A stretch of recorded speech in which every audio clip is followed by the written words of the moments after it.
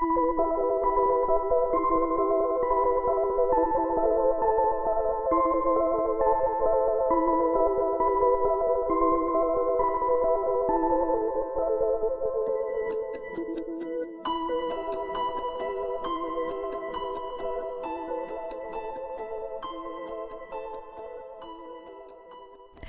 everyone, and welcome back to another video in the Mystober series here at the Mystery Theory.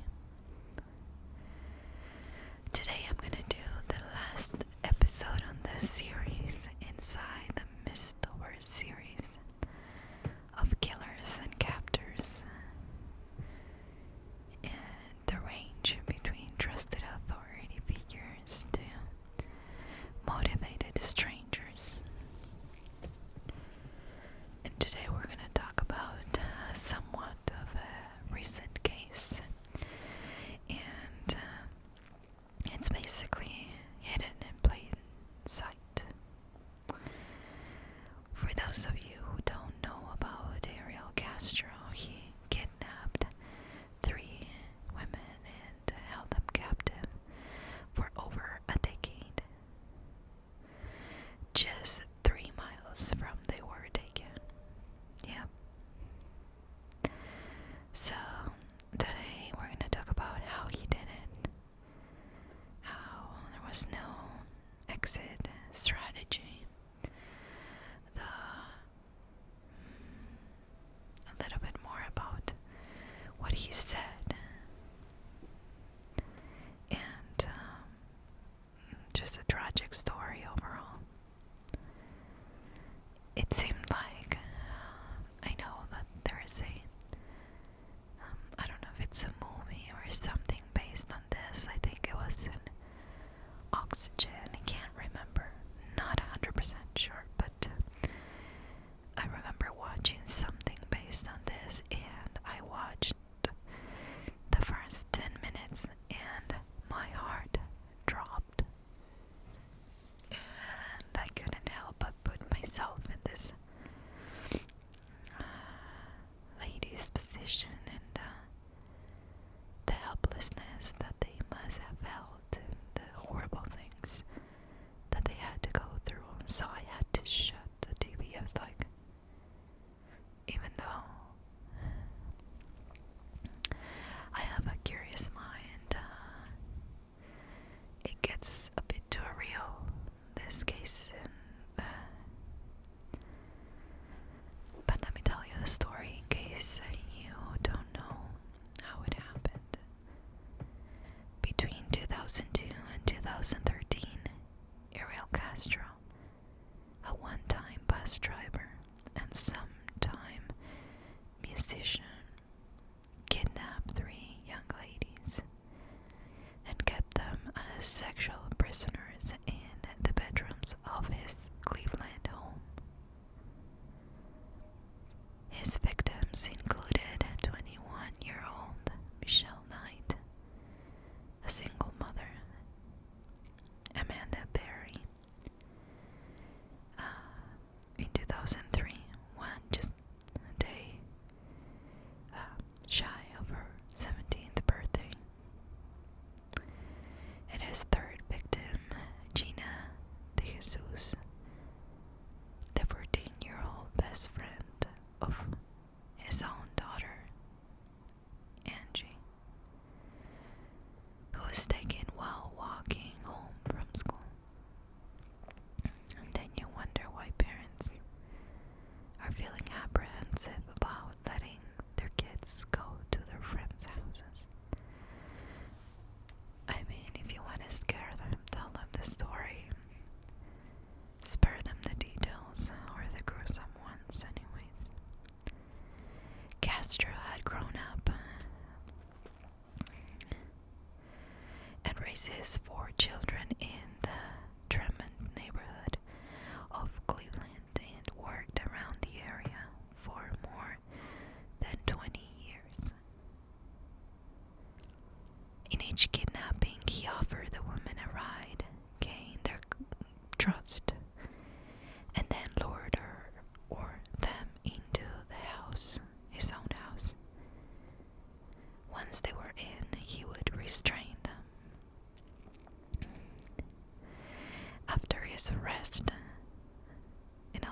a story about that.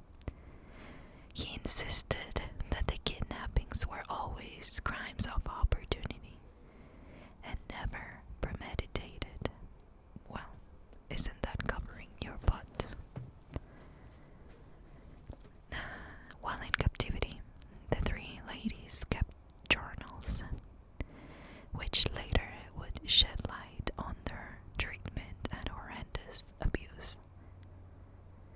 They were shackled by the ankles and held into adjoining upstairs bedrooms, where the windows were blacked out and the only ventilation was provided by a small hole in the door. He had portable plastic toilets made available to them, were seldom emptied, and the ladies were allowed to shower at most twice a week. He beat them and sexually assaulted his victims regularly. He said that he was obsessed with prostitutes, and he would give each of them money after each rape. The three girls then had to pay if they wanted anything from the outside world. One of them, Knight, became pregnant more than once over the years, but after being beaten, miscarried each time. My puppy's having a nightmare or something. He's crying in his sleep.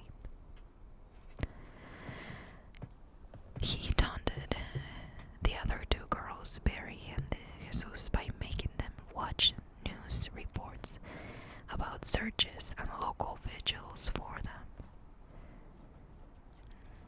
And he told Knight, the one that got pregnant, that no one was looking for her or cared if she was dead or alive. So he would play games. On Christmas Day 2006, Barry, who was pregnant at the time with his child, went into labor. Castro forced one of the other girls, Knight, to deliver the baby, and threatened to kill her if the child died. So no pressure. Deliver this child and make sure it's alive.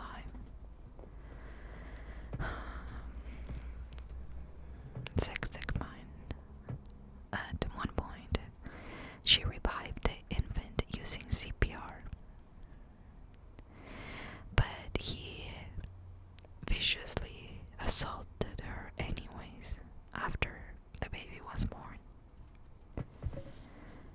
Eventually, he allowed them to walk around unshackled, but only in the upstairs rooms. He seemed to believe he had created a new family and appeared to enjoy celebrating holidays and raising the baby. He would let them go into the backyard sometimes with him, even though it was only at night.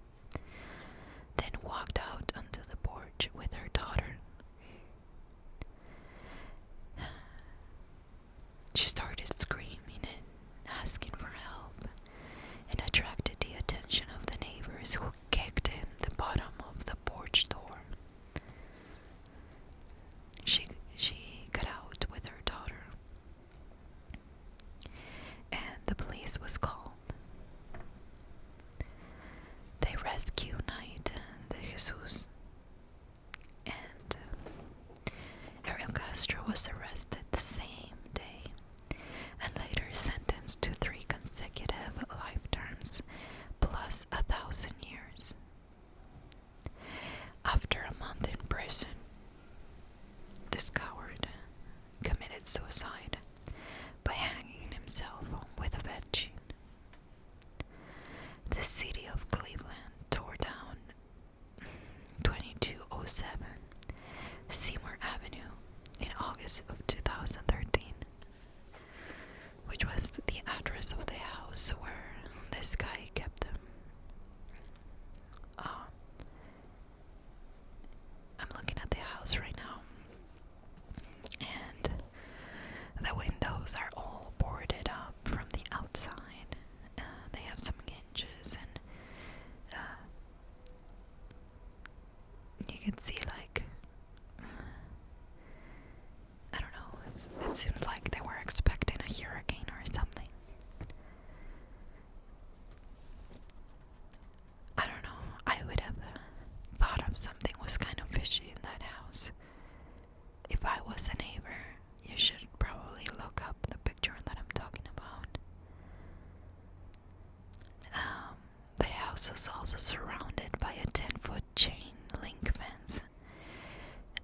You know, that chain link fence, it's pretty common, but a 10-foot one, and everything locked. And the way that this house looked, it really, I am not blaming the neighbors, but if I was living there, I'd be curious to know why this person is doing this. And I'm all for you do you, but after reading about these cases, it's almost like I'm looking at this house and it's almost like a red flag.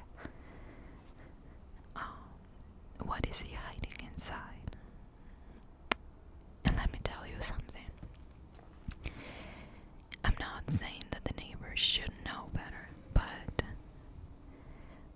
when we sold our last house, I don't know if I mentioned this, we sold our house and we moved out of the house on, is it June 2nd? And I really didn't feel like the neighborhood was the same. A lot of people started selling their houses at the beginning of the summer. People were moving in, and I know that something is going on in the circle that we lived. Not my next door neighbor, but the following one. They're doing something. I don't think it's something this terrible. But I think that they have something that it's not legal going on in that house. You look it from the outside and it looks beautiful with cat grass and flowers, and you know, between the time of 8 in the morning until 7 at night, it seems like a regular home in the neighborhood, but it comes to life at night. People are driving in the circle at all times at night. 2, 3, 4, 5 in the morning, they get out, grab something, and they leave. They have black, you can't see inside the cars. They're like dark, I don't know how you call that. And they also come in this very expensive cars, kind of mysterious looking. You can't see who's inside the car. They would park right in front of my house, get out, go to the house, leave within 5 minutes, and I would see people walking towards the house at 4 in the morning when my husband was leaving for work. I saw a few of them looking into my backyard and the neighbor's backyard, and I'm telling you all this because I understand the position of the neighbors. I called the police several times,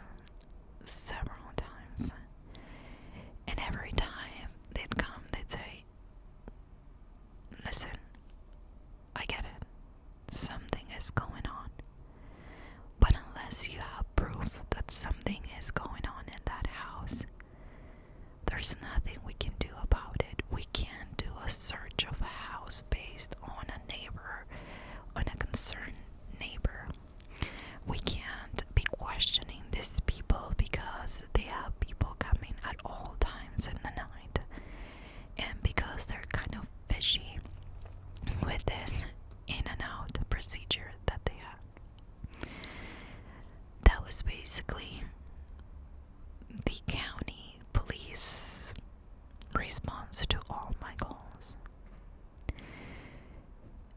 I don't know, just to throw an idea out there, if I was receiving this kind of complaints, I would sit there at night, you know. I'm not gonna go in my police car, but I would sit there and look at what's going on. Maybe run some of the plates and see if any of them have some kind of something that you can question them for something else and trying to figure out what's going on in that house. So I understand that things are not as easy as they seem. People blame the neighbors because they should have noticed that something was going on because of the state of the house on the outside. But I know firsthand that it's not as simple for the police to do something about it, even when they know that something is wrong, something is going on, and I don't know if it's that they don't have the resources to do what I just told you that I would do, or if they're too busy doing other stuff. But listen, I don't think my old neighbors were doing something like this. But it kind of shows you that sometimes you, even though you know something is wrong,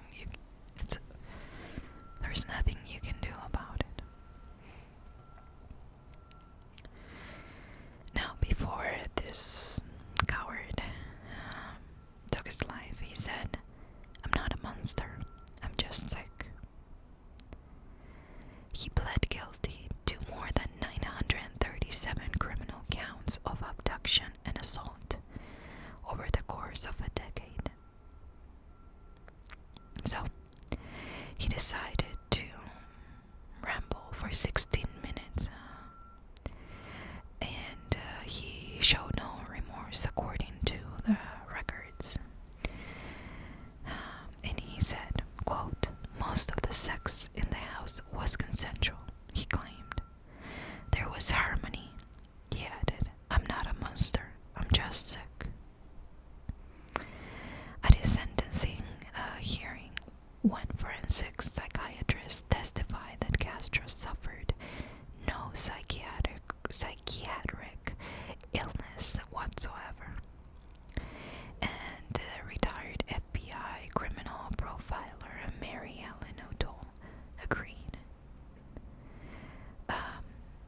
saying that Castro exhibited traits of psychopathy. Psychopathy is not a mental illness, though, she said. It's a personality disorder distinguished by a stunning lack of conscience, no remorse or empathy for what they do. They're very arrogant individuals, she said. So being a psychopath can't really help you if you were thinking about that. Basically, that's what she told him. Now, Ariel Castro's neighbor, Charles Ramsey, helped rescue the girls. And he had quite a few interviews. And his interviews went viral on social media at the time. And I'm gonna finish this horrible story with some of his comments. I would say 3 of them. And just to make this horrible story with kind of a different note in the end. He said about race relations, "Bro, quote, bro, I knew something was wrong when a little pretty white girl ran into a black man's arms. Something is wrong here. Dead giveaway." My gosh, this guy, I swear, I saw all of his interviews.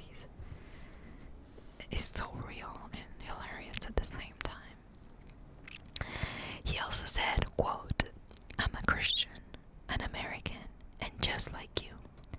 We bleed the same blood. Put our pants on the same way. It's just that you got to put that. Being a coward, and I don't want to get in nobody's nobody's business. You got to put that away for a minute. Again, super humble too. Finally, about what he's going to do with the reward that he got. He said, quote, I tell you what you do. Give the reward money to the victims.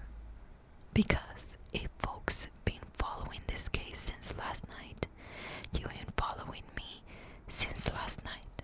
You know I got a job anyway. So, a little bright ending to a very dark case. And thank God for this guy who didn't care about anything and ran to the rescue of this girl. Oh, and again, it kind of proves that there is still good people out there, no matter, our differences and how the country's separated somehow. And I'm not gonna get into that. But there's still good people out there, and even though the news want to tell you that everyone is bad, everyone is out to get you, the craziness of making things huge of the media, there's still good people out there who do not want a reward, who is humble enough to call himself a regular guy, a Christian, an American, and that he would expect other people who are Christian and who are American to do the same as what he did. And just the fact that he added that this little white girl running to this black guy's arm, that was kind of a sad statement. He said it in a playful way, and I know what he meant by it, but I also know that there's a lot of people that feel that way because of a lot of injustice that it's still going on, especially here in America. So, horrible case. A monster. A psychopath. A coward, if you ask me.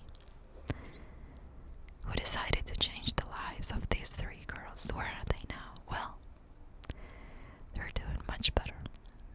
Some of them are working for the cause and in different shows on TV.